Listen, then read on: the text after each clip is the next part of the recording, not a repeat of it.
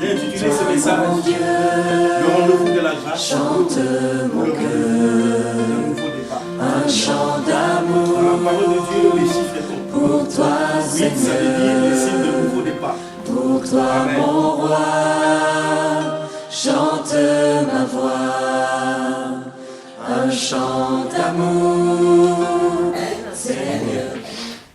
La Nouvelle Jérusalem, alléluia. Amen. Amen. Soyez bénis dans le nom du Seigneur. Est-ce que nous pouvons prendre nos Bibles dans le livre de Marc 10?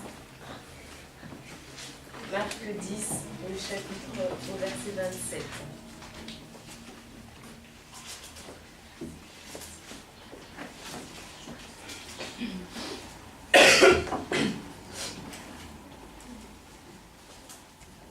Je voudrais ce matin nous exhorter sur un mot que je pense que tout le monde utilise cela tous les jours dans la vie courante. Mais ce mot-là dans la vie chrétienne est un mot très important que ce matin je voudrais qu'on puisse voir. Amen. Donc Dieu dit, cela est impossible aux hommes, mais non à Dieu. Car tout, je voudrais que tu puisses dire avec moi, tout est possible. Tout. Tout est possible Tout. à Dieu. Tout. est possible. non, juste le mot tout. Tout. Amen. Amen. Ce matin, je voudrais qu'on puisse voir ce mot tout. Dans ce verset, tout exprime la totalité. Tout, ça exprime tout, sans exception, sans infini. Donc tout veut dire tout. Amen. Tout veut dire tout. En lisant la Bible, nous pouvons voir que dans différents versets, Dieu nous dit, c'est lui qui pardonne toutes tes fautes. C'est lui qui guérit toutes nos maladies. Dans la Bible encore, nous pouvons lire que Dieu nous dit qu'il est le Seigneur tout-puissant. Amen. Il est le Seigneur tout-puissant. Nous pouvons lire aussi que Jésus a toute autorité, mais toute autorité sur le ciel comme sur la terre. Sur les cieux comme sur la terre, pardon.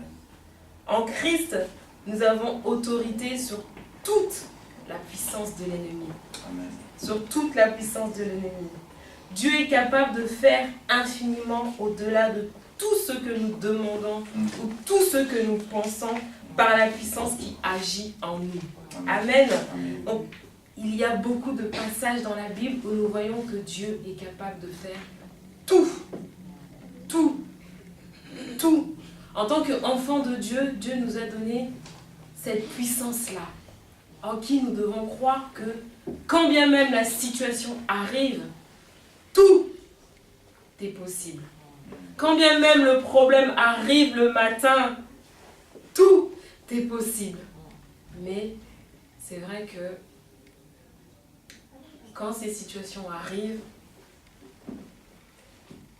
nous savons que Jésus est Seigneur sur tout, et pourtant on a du mal parfois à croire.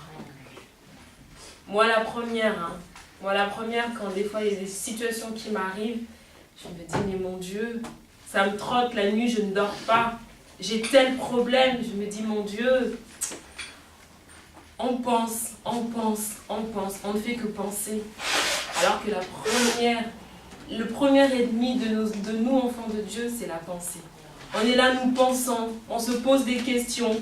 Mais on oublie qu'à chaque fois, les dimanches, on vient à la prière. Le mardi, on vient à l'intercession. On proclame ces choses-là. Oui, je sais, tout est possible. Je sais, tout est possible. Dieu va me pardonner tous mes péchés. Dieu est capable de me fortifier, c'est celui qui me fortifie. Mais on se pose tout le temps cette question. On a du mal à croire à ce tout. On s'inquiète, on est stressé, on est accablé. Et parfois même, on essaye de nous-mêmes trouver des solutions à nos problèmes. Plusieurs fois, il m'est arrivé, j'ai eu des problèmes, je me dis, mais je prie, je vais prier. Mais derrière, je vais commencer à me dire, bon, ok, j'ai prié à Dieu, mais qu'est-ce que je vais faire? Telle situation arrive, qu'est-ce que je vais faire? Plusieurs fois, ça m'est arrivé, plusieurs fois. Et en lisant la Bible, on se rend compte que non. On a beau essayer de faire les choses de nous-mêmes, on ne fera que tourner en rond. Car Dieu nous ramènera, il va nous laisser tourner en rond, jusqu'à ce que réellement on va réaliser que ce tout-là ne revient qu'à Dieu lui seul. Bien-aimés mes frères et sœurs, je voudrais que ce matin, que tu puisses savoir que nous avons besoin d'une révélation de la toute-puissance et de Dieu. Nous avons besoin de cette révélation. Je voudrais qu'en lisant la Bible, quand tu tomberas sur un passage où Dieu te dit qu'il est capable de tout, dans toute situation, peu importe la maladie, le travail, les papiers, les enfants, le mariage, peu importe le problème par lequel tu passes aujourd'hui dans ta vie, je voudrais que ce matin, que tu puisses savoir que Dieu est au contrôle. Il est le maître de toutes choses. Nous devons faire confiance à Dieu en tout temps. En tout temps et en toutes circonstances, nous devons faire confiance à Dieu. C'est vrai, ce n'est pas facile. Je suis la première à le dire. Encore ce matin, j'ai vraiment été ébranlée ce matin par quelque chose qui m'est arrivé. Et je me dis non. Je me suis dit non, je pleurais à Dieu. Je dis non, Dieu, non. Je sais que tout est possible. Je sais que tout est possible à toi. Je décide de te faire confiance. Amen. Toi seul me donneras la paix. Toi seul, mais la paix, quand on parle d'une paix, c'est pas la paix aujourd'hui, tu es malade, tu as peut-être mal à la tête, tu vas à la pharmacie, comme j'en vois tous les jours. Oui, j'ai mal à la tête, j'ai mal au nez, j'ai ça, en ce moment, il n'y a que ça. Je vais vous donner un Doliprane, ça va aller, ça va peut-être passer au bout d'un certain temps. Et peut-être un mois après, ça va revenir. Non, mais cette paix-là que Dieu te donne, c'est une paix éternelle. Amen. C'est une santé éternelle. Car comme la Bible dit, les bénédictions de l'Éternel ne se fait suivre d'aucun chagrin. Et Dieu, comme Dieu dit, il est capable, il te donne. Toi, tu penses que Dieu va te donner peut-être, je dis n'importe quoi, peut-être 1000 euros. Tu as besoin de 1000 euros aujourd'hui. Mais Dieu va te bénir, comme notre sœur avait témoigné la dernière fois. Elle avait besoin de l'argent pour pouvoir payer la réparation de la voiture. Il lui fallait une certaine somme. Mais Dieu a fait au-delà. Dieu a donné plus. Amen. Donc juste aujourd'hui, je voudrais que tu puisses faire confiance à Dieu en tout temps. Que quand il y a une situation que tu ne comprends pas, bien-aimé, quand ce qui n'arrive n'a aucun sens, quand ta souffrance que tu vis est tellement dure et que tu sembles que tu ne pourras pas, que tu es arrivé au sol, comme on dit, tu n'arriveras plus à te relever, que tu vois que ta vie, que tout ce qui t'arrive te paraît injuste, je voudrais que tout simplement, que tu saches que Dieu est tout. Et tout ce dont tu as besoin. Et avec lui, tout est possible. Amen. Amen. Amen. Dieu soit béni. Amen. Je suis content d'être là ce matin. Pourquoi je suis content? Parce que je suis dans la maison de Dieu. Amen. Et deuxième chose, je suis content que nous soyons ici. Déjà, le fait que nous soyons dans un hôtel prouve l'excellence. Parce qu'avec Dieu, comme a dit ma soeur, tout est possible. Je pense que je parlerai de tout aussi. Amen. Et je dis toujours que tout ce que nous voyons nous influence. Dans la loi de la vue, tout ce que tu vois t'influence. Si tu vois quelqu'un propre, bien habillé, souvent je le vois chez les femmes. C'est où tu as fait ta coiffure? C'est où que tu as acheté ça? Pourquoi? Parce que c'est une loi qui agit et qui pèse. Amen. Amen. Ce matin, j'ai une parole pour toi. Amen. Et cette parole, elle est relative, elle est à toi, elle est aussi à moi. Amen.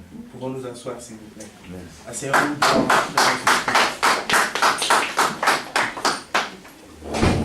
Amen. J'ai un message qui est à la fois une réflexion et qui est à la fois une pensée que je suis en train de mûrir depuis quelques semaines. Et lorsque le pasteur m'a demandé d'apporter la parole, je suis en train de prier, j'ai reçu la même pensée. Je vais partager avec nous ce matin. Je vais vous inviter à lire un texte dans Jean 5, verset 1 jusqu'au jusqu'au verset 15. Mais on va s'arrêter jusqu'au verset 10. Amen. Amen. Après cela, il y eut une fête des Juifs, et Jésus monta à Jérusalem. Or, à Jérusalem, près de la porte des brebis, il y avait une piscine qui s'appelle en hébreu Bethesda, et qui a 5 portiques. Sous ces portiques étaient couchés un grand nombre de malades, des aveugles, de boités, de paralytiques, qui attendaient le mouvement de l'eau. Amen. Si tu n'as pas emprunté la Bible que tu utilises ce matin, tu peux souligner le mouvement de l'eau. Le mouvement de l'eau. Car un ange descendait de temps en temps dans la piscine et agitait l'eau. Et celui qui descendait le premier, après que l'eau avait été agitée, était guéri, quelle que soit sa maladie. Est-ce que vous êtes avec moi? Amen. Quelle que soit Sa maladie. sa maladie. Quelle que soit Sa maladie. sa maladie.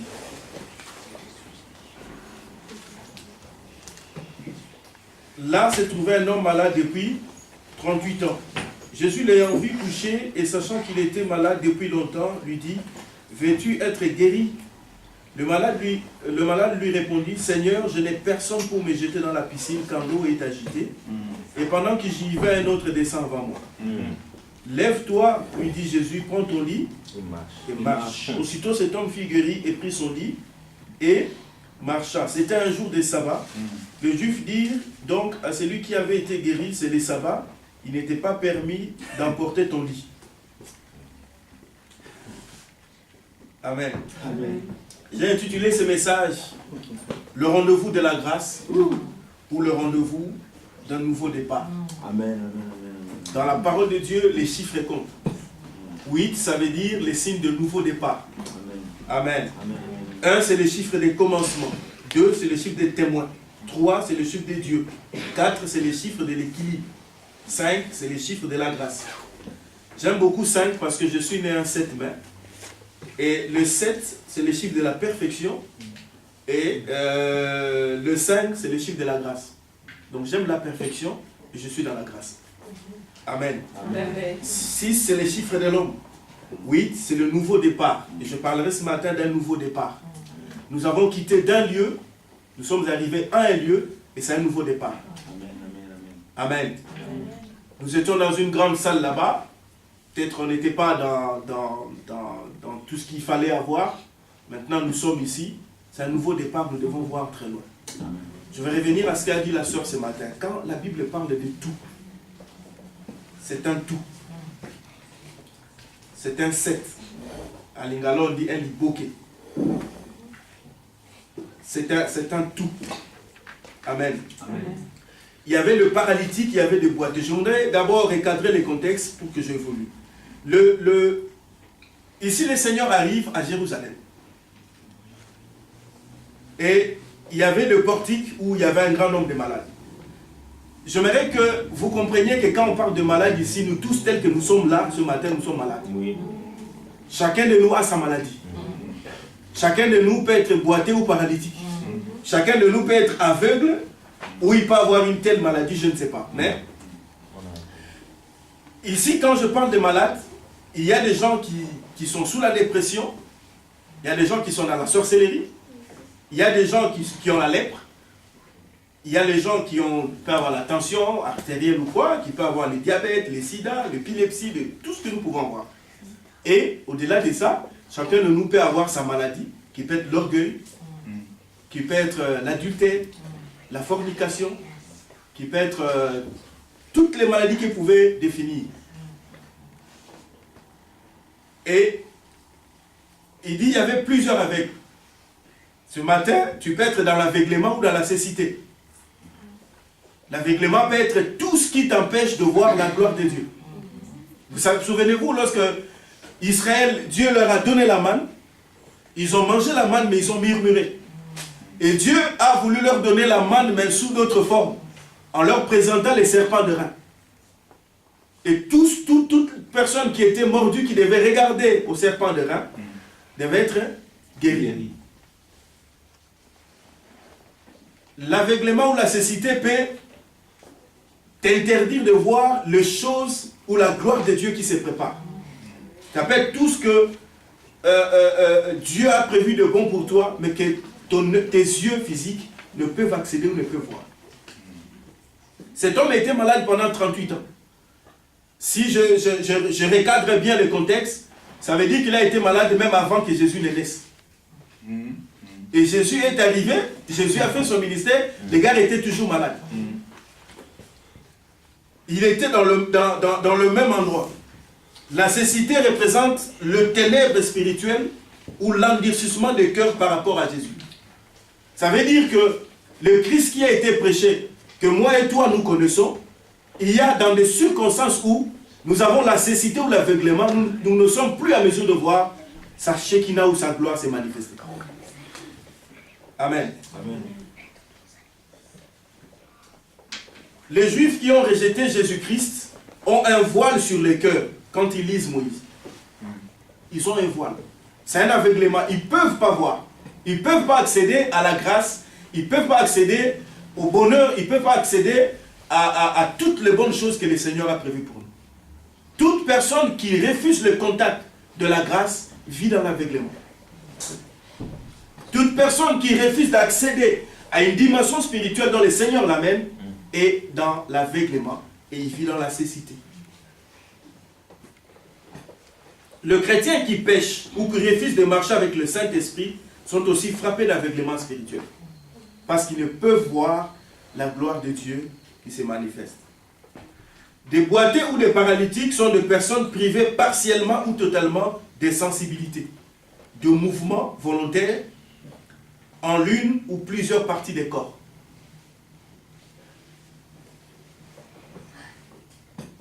Amen.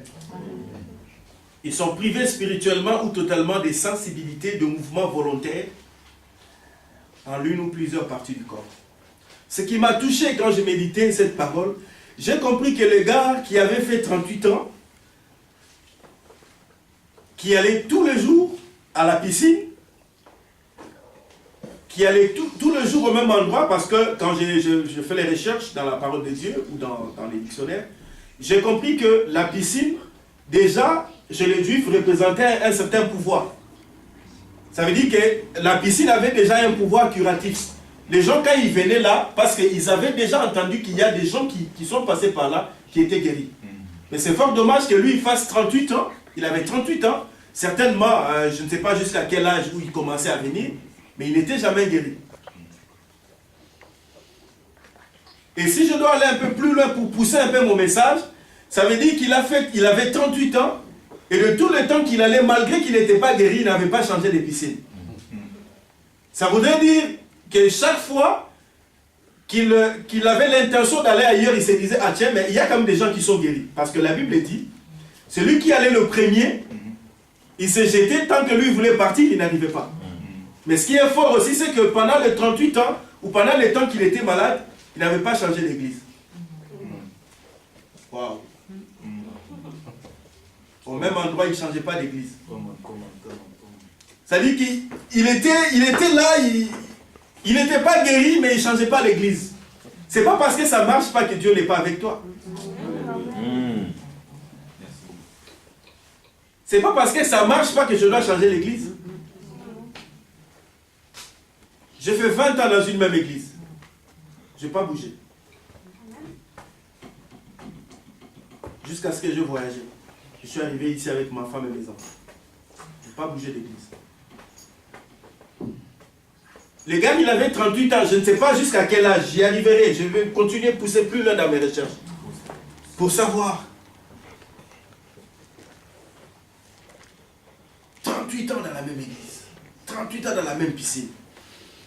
Nous, parfois, on se dit, ben, tiens, ça ne marche pas. C'est comme moi. Moi, je suis commercial. Moi, je suis dans une boîte. Je sens que ça ne marche pas. Quand on me propose quelque chose un peu plus avancé, ben, je bouge. C'est ça, l'homme. Mais le gars, il s'est dit, ben, écoute, ça fait des années que je suis là. Ça ne marche pas, mais je ne bouge pas.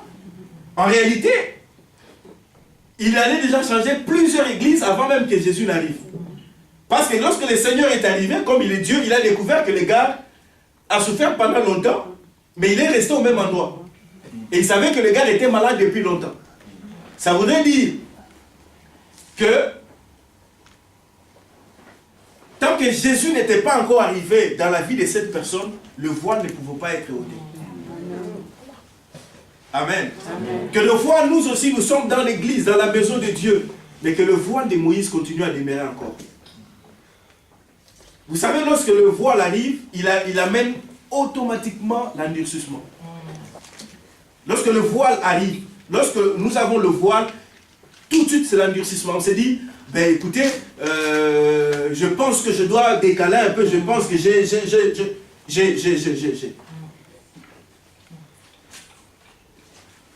Je vis des gens dans mon pays, pendant le temps qu'on a évolué dans la marche avec Dieu, des gens que j'ai vu venir dans la foi après moi. Parce qu'un jour, on lui avait laissé prêcher pendant quelques minutes. Il a cru que c'était un nouveau départ. Il s'est levé, il est parti. Il a commencé à l'œuvre. Il a commencé à bouger. Il a bougé la commune.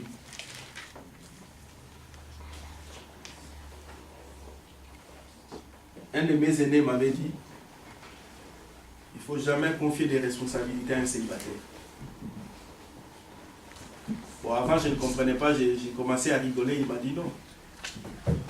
Il m'a dit, papa Osé, tu t'es déjà réveillé à 3 h du matin ou à 2 h quand l'enfant fait la fièvre? J'ai dit oui, plusieurs fois. Il m'a dit, mais celui qui n'est pas encore arrivé à ce niveau-là, on ne peut pas lui donner la charge. Même les gens que Dieu a reconnus dans la parole de Dieu, les Moïse, les David et consorts, il était d'abord berger. Ça veut dire quelque part,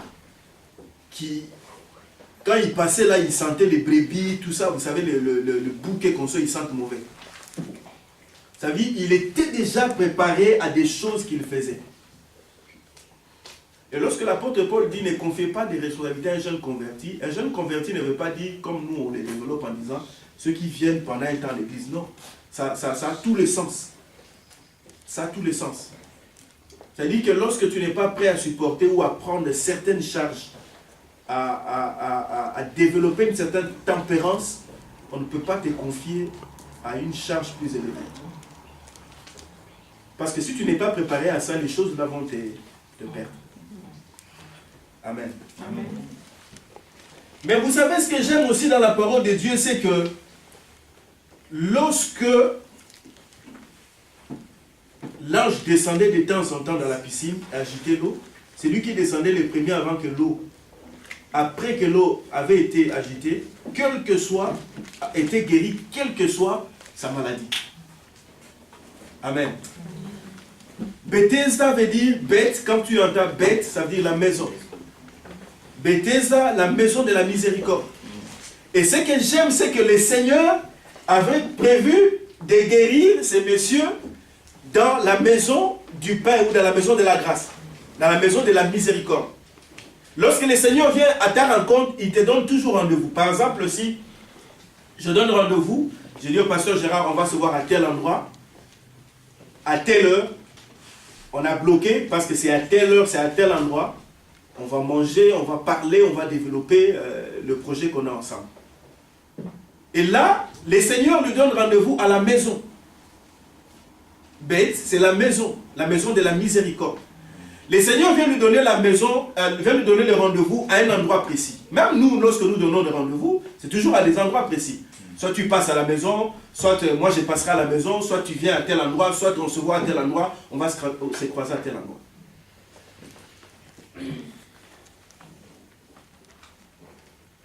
Le Seigneur lui fixe rendez-vous à la maison. Il dit c'est à la maison, c'est là, à Bethesda. Au même endroit qu'il allait. Mais le Seigneur le redéfinit différemment. Pour le Seigneur, ça avait un sens. Pour le monsieur, oui, c'est la piscine là, il allait tous les jours. Mais pour le Seigneur, il avait une autre définition. C'est-à-dire, là, c'est la maison, c'est là où je dois te rencontrer. Le Seigneur nous rencontre toujours dans la grâce. Quel que soit le problème, quelle que soit la maladie, quel que soit l'aveuglement, quelle que soit la situation où nous pouvons nous retrouver, le Seigneur nous rencontre toujours dans la grâce. C'est pourquoi c'est très important d'accepter Jésus-Christ comme Seigneur et Sauveur. il n'y a personne qui peut nous donner le salut que Jésus. Vous le savez mieux, dans Hébreux 1, le Seigneur dit, après avoir de plusieurs manières parlé par nos pères, Dieu a fait alliance avec tous ces gens qui sont passés avant nous. Ce qui est merveilleux, c'est que nous sommes enfants de Dieu. Moïse n'était pas enfant de Dieu, il était serviteur de Dieu. David était serviteur de Dieu. Nous sommes enfants de Dieu. Et lorsque le Seigneur arrive en cet endroit, il savait que le gars était malade.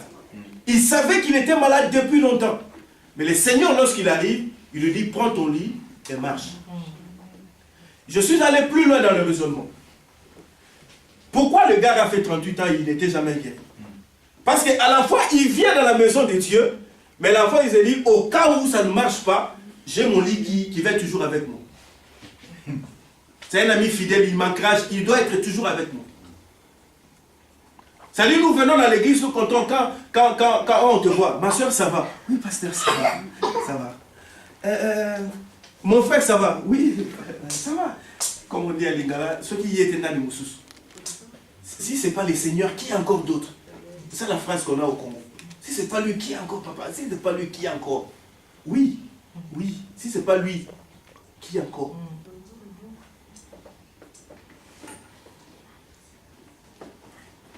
Ça dit, il vient à la piscine, parce que ceux qui venaient là étaient guéris. Lui, il a vu des gens guérir. Mais ces gens qui venaient guérir, ils n'avaient pas leur lit. Lui, il vient chercher la guérison et la bénédiction, mais il a quand même son lit à côté. Au cas où ça ne marche pas aujourd'hui, je récupère mon lit.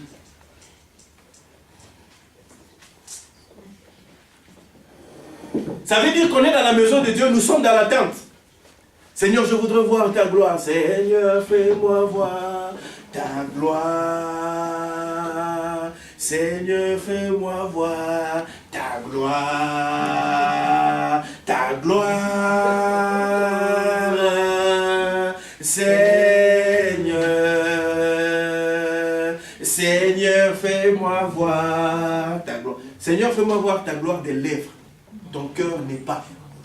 Ton cœur ne croit pas. Nous ne croyons pas. Seigneur, je veux voir ta gloire, mais lorsque tu dois préparer tout ce qui doit amener la gloire de Dieu, c'est là où on se résigne. Je veux ta gloire, Seigneur, je veux voir ta gloire. Oui, tu veux voir ta gloire. Mais qu'est-ce que tu fais pour que cette gloire vienne à toi? Ou tel que nous sommes là, tu as aussi ton lit à côté. Après, ici, tu vas sortir, comme disent les Français, un tiers vaut mieux que deux tueras. Je prends d'abord ce que je vois, ce que je ne vois pas, je ne sais pas. Non. Dans la démarche spirituelle, quand on vient, c'est comme cette femme qui venait, l'a dit, je ne veux même pas voir sa tête. Je veux juste toucher le banc. Parce que, pourquoi? Il savait que lorsqu'elle avançait, le pied et les autres, elle lui dit, tu n'es pas permis de venir. Ne touche pas le Seigneur. C'est ça. Mais la dame a dit, je ne veux même pas voir sa tête, je ne veux même pas voir ses cheveux, je ne veux même pas les rencontrer, je veux juste toucher le pan de Jésus. Et c'est ça justement le problème de l'Église. Nous faisons beaucoup d'années pour obtenir les choses que Dieu a déjà données, les choses que le Seigneur a déjà pourvues pour nous. Mais on le repousse, pourquoi? Parce qu'on a des solutions à côté.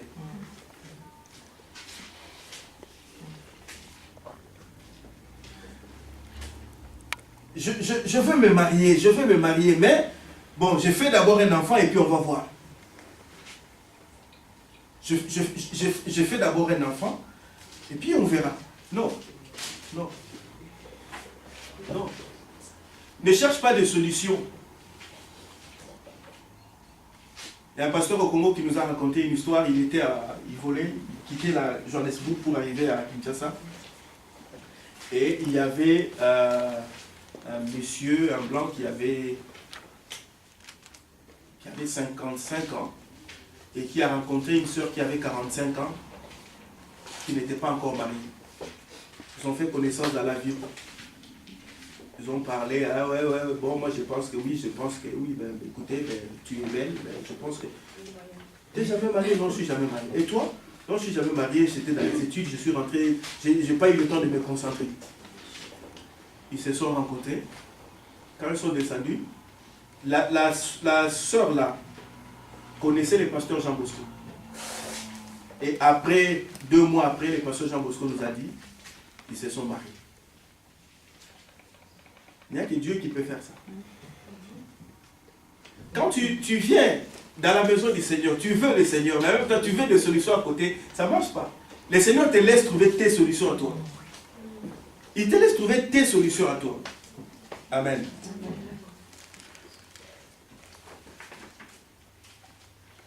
Cet homme, jusqu'à ce qu'il a fait cette rencontre avec le Seigneur, c'est alors qu'il a guéri.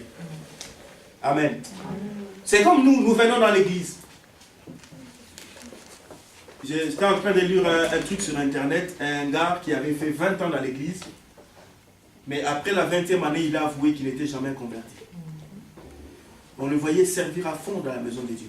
Il n'était jamais converti. 20 ans après. Vous savez pourquoi? Parce que nous sommes habitués à venir dans la maison de Dieu, pas avec des attentes. C'est comme ce matin. Ah, si je ne viens pas, le pasteur il va m'appeler les après-midi pour savoir. Il sait que je suis fidèle. Il sait que je suis fidèle. Si je ne viens pas, dimanche passé, déjà j'avais expliqué. Si dimanche j'expliquais encore, c'est compliqué. Donc que je vienne quand même. Mais tu es là avec nous, tu as laissé un poulet dans le four, bien programmé à l'heure. Tout ça, c'est des choses qui font que nous ne pouvons pas recevoir de la part de Dieu. Je dis toujours que les cultes, c'est un tout. Amen. Amen. Les étapes du culte, le recueillement, la modération, la conduite comme a conduit notre frère ce matin, tout ce qui se passe, le chant, tout ce qui va se passer, il y a toujours un moment où quelque chose peut arriver. Et le Seigneur peut permettre que ça arrive pour déclencher les choses. C'est pourquoi quand on vient le matin au culte ou dans la semaine, il faut venir dans l'attente de recevoir quelque chose de la part de Dieu. Il faut toujours venir en disant, Seigneur, je ne sais pas encore qu'est-ce qui va se passer ce matin, mais je voudrais que tout ce qui peut se passer, déclenche quelque chose dans ma vie. Tout ce qui peut se passer. Sinon, nous faisons de lui pécheur ou menteur. Sinon, nous faisons de Jésus menteur. La Bible dit le monde entier, Romains 8, attend avec attente la révélation des fils de Dieu. C'est nous les fils de Dieu. C'est nous qui apportons les sels. C'est nous qui apportons la saveur. C'est nous.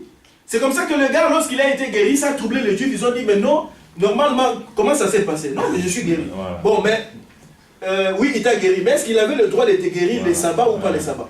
Papa, je suis déjà guéri. Vous allez commencer à me demander les sabbats ou pas les sabbats? Mon problème, c'est d'être guéri. Mon problème, c'est d'être guéri. Dieu m'a guéri. Est-ce que vous voulez savoir, est-ce que c'est un jour de sabbat ou ça? Ils ont commencé à toucher son pied et dit, papa, est-ce que tu étais atrophié, toi? Tu étais paralytique? Papa, oui, j'étais paralytique. Mais là, je marche. Je ne veux pas savoir comment ça s'est passé. C'est que je sais ce que maintenant je marche.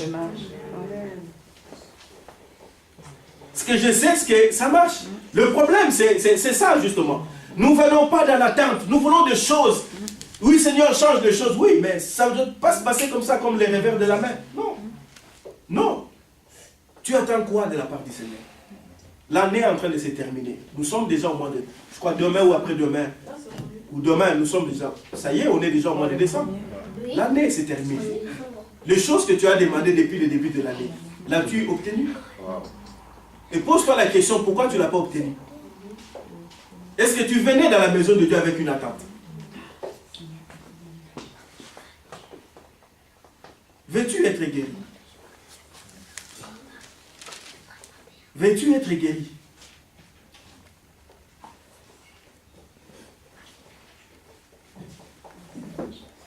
Veux-tu être guéri? Il y a des choses, bien aimées, pour lesquelles nous avons demandé au Seigneur et nous voulons que le Seigneur accomplisse dans notre vie. Mais le problème, c'est que si nous n'avons pas le regard vers Christ, vers la croix de Jésus, les choses vont rester inertes. Les choses ne vont pas bouger. Les choses ne vont pas bouger. Si nous voulons obtenir des choses de la part du Seigneur, nous devons faire un effort de reconnaître la grâce qui nous est donnée. Vous savez qu'il y a tous ces jours ici, les gens périssent de par le monde. Les gens meurent. Quand vous suivez les informations, les gens meurent. Par-ci, par-là. Pourquoi tu ne meurs pas? Pourquoi Dieu te garde? Penses-tu que le Seigneur te garde pour qu'on se voie chaque dimanche? Comment ça va? Oui, ça va. Ça va? Non. Ouais, ça va.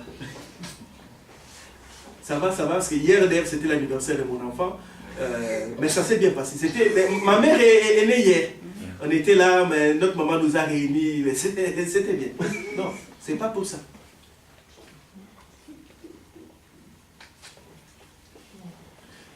J'ai suivi sur Internet un groupe de frères qui sont en train d'attaquer certains pasteurs à Paris. Ils ont renvoyé sur YouTube.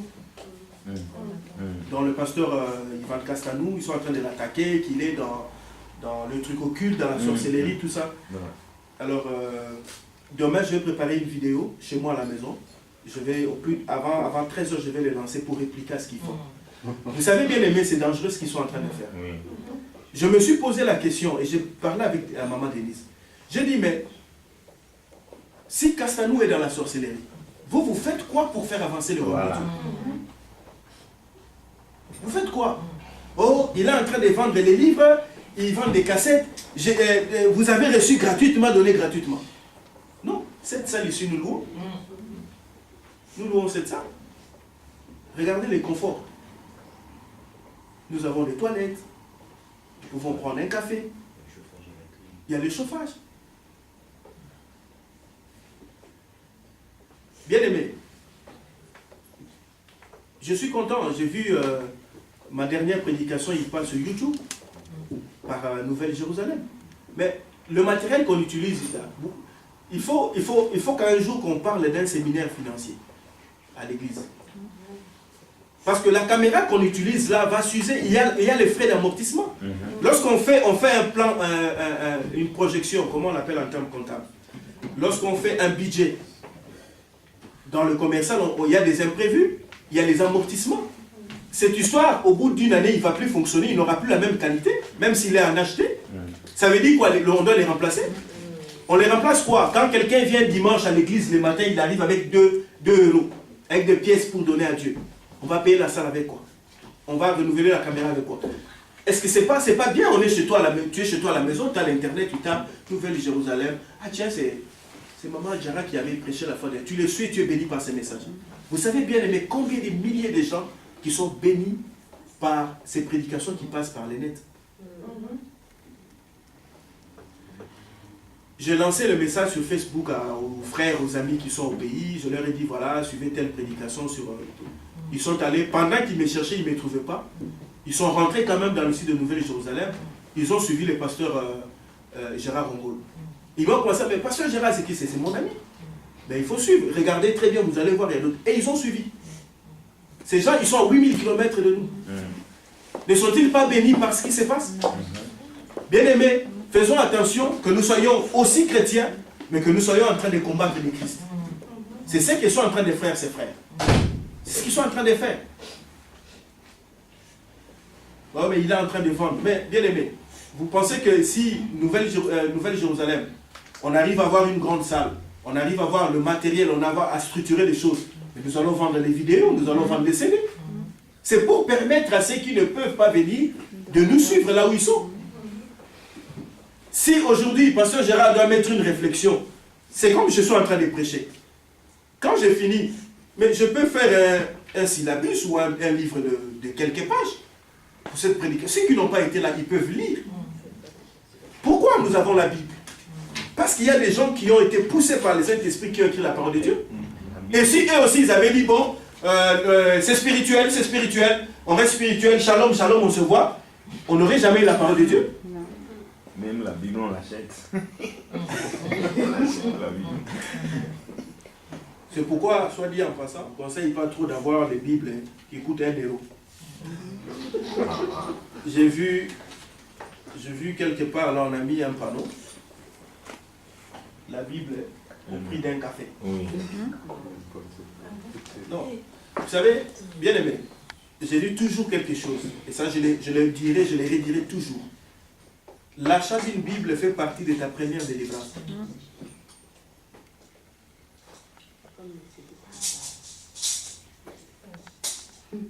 lorsque mon épouse est venue avec les enfants, le 8 septembre, moi je devais venir le 30. La seule chose, ou les choses que je ne pouvais pas m'en débarrasser, je suis venu avec une valise. J'avais droit à 2 valises. Il y avait une valise qui avait quelques habits que j'avais amenés. Et la deuxième valise avait toutes mes versions des Bibles et mes dictionnaires. Ma mère m'a dit, Papa, wapi. Papa, tu vas avec ça ou où? J'ai dit, maman, je ne peux pas partir sans laisser tout ça. Je ne peux pas. C'est comme ça que j'ai les versions de la Bible, j'ai les commentaires bibliques, j'ai tout ce qu'il faut pour la parole de Dieu. Ouais. Tout ce qu'il faut. Parce que ma vie y dépend. Veux-tu être guéri? Oui. Veux-tu être guéri? Oui. Tourne le regard vers le Christ. Amen. Amen. Tourne le regard vers le Christ. Je n'ai personne pour me jeter dans la piscine quand l'eau est agitée. Et pendant que j'y vais, un autre descend avant moi. 38 ans, personne ne pouvait les jeter. Et lorsqu'il voulait aller, un autre allait après.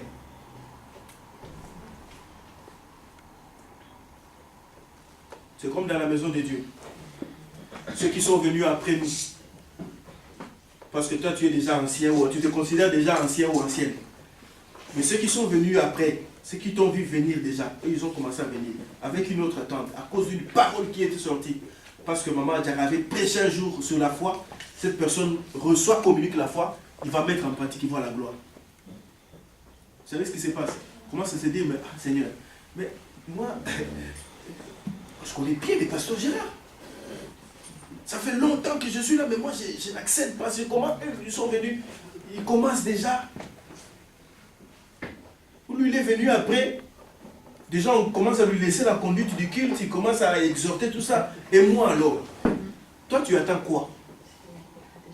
Ou tu restes là toujours à la piscine, tu dis, bon, nous sommes des vétérans. De toutes les façons, rien ne sert à courir. Rien ne sert à courir. Même s'ils partent là, nous, on arrive. Non, c'est pas ça. C'est pas ça. Dans la marche avec Dieu, c'est on avance. On avance. Si tu arrives à me dépasser, dépasse-moi, mais j'y avance. Sûrement, j'y arriverai. Sûrement, mais j'y arriverai. Amen. Je voulais revenir sur un point important de l'aveuglement et de la cécité. La cécité représente les ténèbres spirituelles. Ça veut dire que, vous savez, quand tu es aveugle, toute ta vie est dans le noir. Toute ta vie est dans le noir. Tu ne peux plus voir la gloire de Dieu se manifester. Tu ne peux plus accéder, toucher ou palper les choses que Dieu a destinées pour toi. Amen. Nous venons dans la maison de Dieu, mais à cause de la cécité, on s'est dit, je l'ai déjà dit, oui, mais je pense que ça va être fait, mais vous savez, il faut quand même être un peu prévoyant dans certaines choses. On ne sait jamais. Oui, on ne sait jamais avec Christ. Parce que le Seigneur, le jour où il se décide d'agir, on ne sait jamais. Mais on se dispose toujours que le Seigneur passe pour agir. Amen. Je ne sais pas comment ça va se passer, mais on ne sait jamais. J'amène quand même mon lit au cas où. Non, pas au cas où. Pas au cas où. On s'est dit, avec le Seigneur, j'y vais, je crois. Il y a beaucoup qui sont venus vers le Christ avec une attente, avec une soif, en disant, Seigneur, aujourd'hui, je veux voir ta gloire. Et lorsqu'il arrive, la gloire de Dieu se manifeste. C'est comme ça que je me suis arrangé depuis quelques années à rester dans un cercle d'amis. Tu ne peux pas devenir mon ami gratuitement comme ça. Non, tu ne peux pas devenir mon ami gratuitement comme ça. Parfois je suis ici, je circule un peu, je vois, non, ah c'est mon ami, non. Tu ne peux pas devenir mon ami comme ça gratuitement. J'ai fait un effort de rester dans un cercle fermé. Pourquoi? Parce que Il y a des gens avec qui vous êtes avec eux, ils vous communiquent rien. Vous êtes avec eux, ils espèrent rien. Vous êtes avec eux, ils ne vous challengent pas. Vous êtes avec eux, ils ne vous défient pas. Vous êtes avec eux, ils sont là. Ils sont là. Pourquoi? Parce qu'on est en Europe. L'Europe a perdu beaucoup de gens. Quand on était au bled, là, il était différent. Quand il arrive en Europe, il a l'impression d'avoir toute la France sur ses épaules. Tu ne peux pas devenir mon ami comme ça. Non.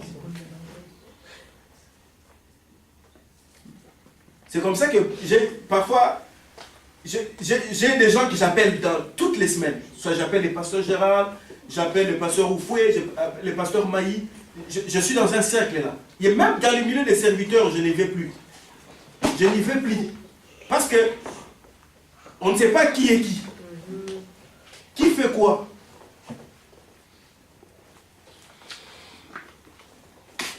Qui fait quoi? Qui est qui? Amen. Je vais terminer mon message dans quelques minutes. Je voudrais juste nous rappeler le rendez-vous de la grâce.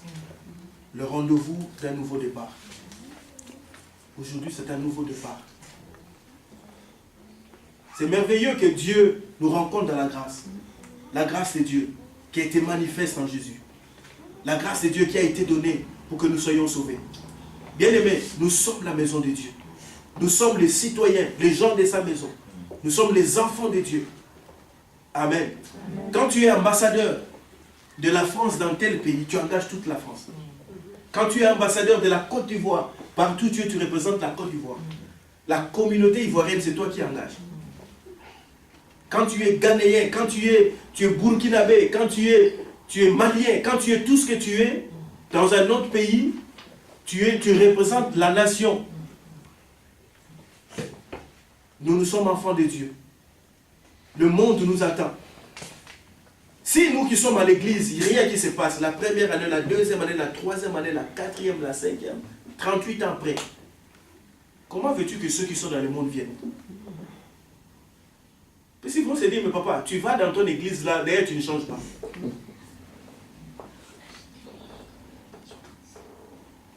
Vous savez, j'ai rencontré des sœurs, si elles s'aimaient seulement à parler ou à se chamailler, tu vois même ses lèvres se déforment. Tu te dis, mais je ne veux même pas entendre ce qui va sortir. Parce que comme disent les Français, il peut te pourrir la vie. Mais c'est la même personne qui attend recevoir de Dieu les choses. Amen. C'est la même personne qui court tous les dimanches, la semaine, les week-ends, les retraites, tout ce que nous faisons, les récollections, les journées des mamans, les journées des soeurs, les journées des frères, les journées des papas. Mais nous voulons recevoir les choses de la part de Dieu. C'est difficile, bien aimé. C'est difficile. Quand tu n'entends rien de la part de Dieu, le Seigneur ne se manifestera. La Bible dit même il y a des endroits où Jésus ne pouvait pas guérir. Ce n'est pas parce qu'il n'avait pas le pouvoir, mais c'est parce que les gens qui étaient en face de lui n'étaient pas disposés à recevoir les choses. Quand tu n'attends rien, rien ne se passera. Quand tu ne te disposes pas à recevoir les choses, rien ne se passera. C'est comme ça que le gars, ce jour-là, je suis en train de voir encore son visage.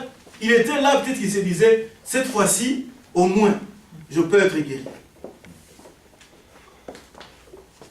Parce que la piscine là avait le pouvoir, il y avait deux caractères. Le premier caractère, la piscine avait un caractère guérisseur. Parce que les gens étaient là. Les gens qui étaient là, ils savaient que quand tu arrives là, tu es guéri. Et il y a des gens qui ont été guéris. Par ces pouvoirs qui étaient là. Et deuxièmement, la piscine a un caractère spirituel qui est l'église. Ça veut dire que si tu n'as pas une attente de la part de Dieu, rien ne se passera. Si tu n'espères rien de la part de Dieu, rien ne se passera. Nous devons espérer les choses de la part de Dieu. Il ne faut pas que ça soit comme à l'accoutumée, on vient chaque dimanche, on sait comment ça va se passer et puis comment ça va se terminer. Non. Le souci, c'est que quand on vient dans la maison de Dieu, nous soyons changés et que nous puissions obtenir les choses que Dieu a destinées pour nous. Si c'est un enfant que tu attends, dispose-toi à le recevoir. Si c'est un mariage que tu attends, dispose-toi à le recevoir. Si c'est un changement de vie de la part de ta femme, de ton mari que tu attends, Désire-les et tourne ton cœur véritablement vers le Seigneur. Amen. Amen. Et enfin, pour terminer, lorsque les gens ont été guéris dans la parole de Dieu, ils ont tous couru aller montrer aux hommes comment je suis guéri. C'est comme ça que les gens posaient la question. Ah, toi tu as marché. Oui, tu as marché. Comment ça s'est fait? Je ne sais pas, mais il m'a touché seulement et puis il m'a dit, sois guéri, prends ton lit et marche, et j'ai marché. Ce que je vais dire, c'est quoi? Toi qui écoutes la parole de Dieu, dimanche prochain, cette salle ne doit plus rester vide. Dans l'environnement où tu te trouves, amène-toi quelqu'un. Viens écouter la parole de Dieu. Amen. Amen. Demande à quelqu'un de venir écouter la parole de Dieu. Le seul cadeau, le meilleur cadeau que tu peux donner à quelqu'un, c'est de lui donner l'éternité. Vous ne m'avez pas suivi. Vous ne m'avez pas suivi. Non, pas ici. Vous ne m'avez pas suivi. Je disais que le meilleur cadeau que l'on peut donner à quelqu'un, c'est de lui donner l'éternité.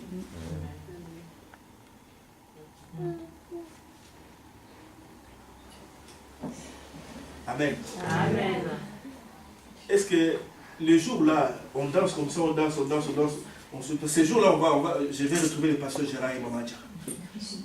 On sera là comme ça, on danse, comme en Afrique là. Et puis tu regardes comme ça, je vois le caméraman.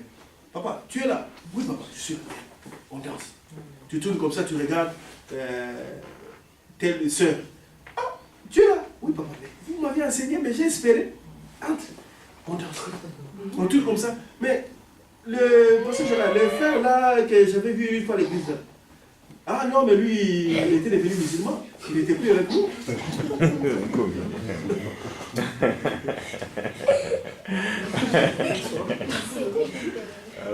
On tourne comme ça. Maman Djara. Mais là, le papa là que j'ai vu l'autre fois là à l'église qui faisait le protocole. Ah, toi tu ne savais pas, papa? Non, je ne savais pas. Il était devenu un nous. Amen. Amen. Attachons-nous à ces choses. Amen. Les Christ ne mangent jamais. Jésus, c'est une présence et c'est une réalité. Amen. Amen. Il est mort à la croix. Il est ressuscité d'entre les morts. Il est assis à la droite de Dieu le Père. Il intercède pour nous. Amen. Il veille sur nous. C'est comme ça qu'il a dit, je vous enverrai. Le Saint-Esprit est là pour... La Bible dit, il nous a été donné comme gage pour le jour de l'éternité. Le Seigneur dit, je vais revenir. Mais pour que vous sachiez que je vais revenir, je vous laisse le Saint-Esprit qui va être là, permanent avec vous, qui va vous conduire. Amen. Levons-nous, s'il vous plaît. J'aimerais que tu pries, bien-aimé, avant que je n'écoute cette chair. J'aimerais que tu pries, que tu réalises ce que tu as écouté ce matin. Quelle est l'attente que tu as? Ça fait des années que nous venons dans le Seigneur. Ça fait des années que nous allons à l'église. Nous venons chaque dimanche, après dimanche. Chaque semaine, nous sommes dans la maison de Dieu. Quelle est ton attente ce matin? Qu'est-ce que tu attends du Seigneur? Et si tu l'attends comment? Es-tu disposé à recevoir cette gloire? Es-tu disposé à recevoir ces miracles de la part du Seigneur? Le Seigneur est là. Il est là, il continue à agir. Le Seigneur est là, il est permanent. Le Seigneur est là et sa grâce ne cesse de se manifester. Le Seigneur est là et sa grâce ne cesse de se répandre sur nous. Élève ta voix et bénis le Seigneur. Prie ce matin. Alléluia.